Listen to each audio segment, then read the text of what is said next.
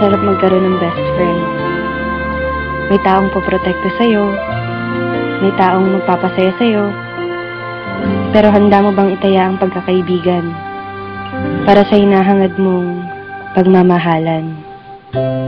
Nooy umibig na ako, subalit nasaktan. Ako si Princess.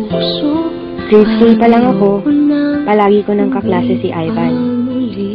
Magkaibigan kasi mga magulang namin, kaya kung nasan ako, nandun rin siya. Mapalungkot man o mapasaya, sa kulitan man o problema. Yan si Ivan, ang taong lagi kong kakampi sa buhay.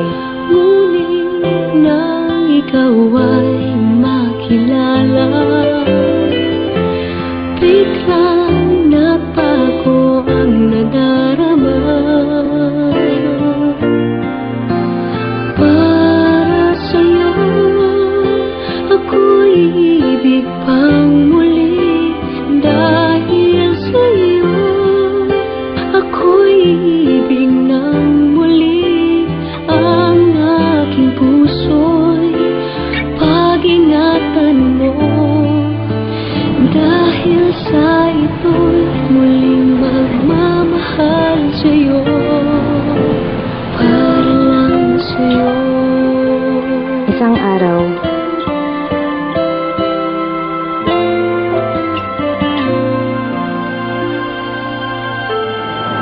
bakit ka naman sumali sa prank? Wala lang, gusto ko lang. Gusto mo na? Alam mo bang delikado yun?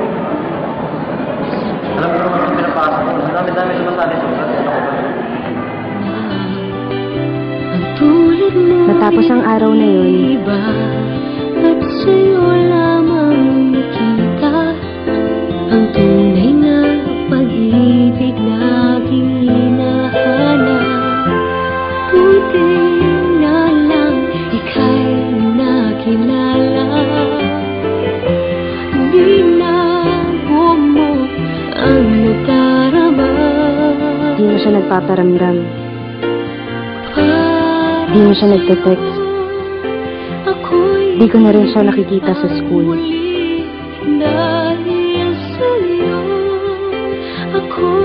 Kamusta na kaya siya?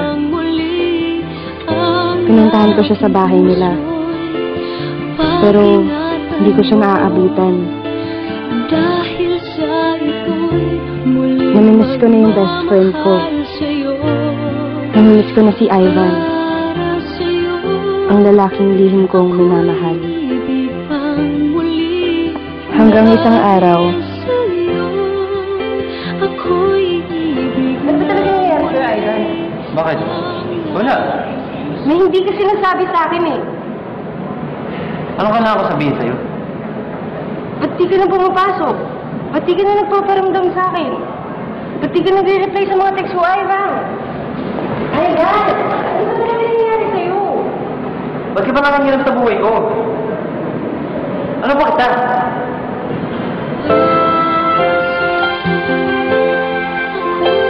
Natahimik ako sa sinabi niya. Ano ba niya ako? Isa lang akong hamak na best friend. Hanggang doon na lang yun. Umalis siya at di na nagpakita. Di na rin ako nagte-text. Di na rin ako pumupunta sa kanila. Makalipas ang 2 linggo, may natanggap akong balita. Nasa ospital daw si Ivan.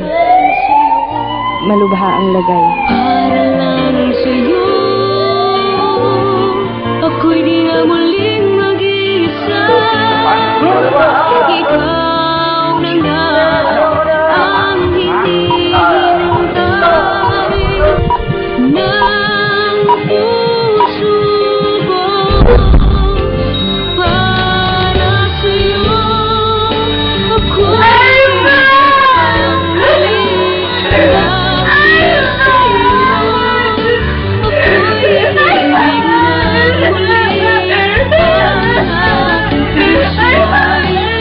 Bye.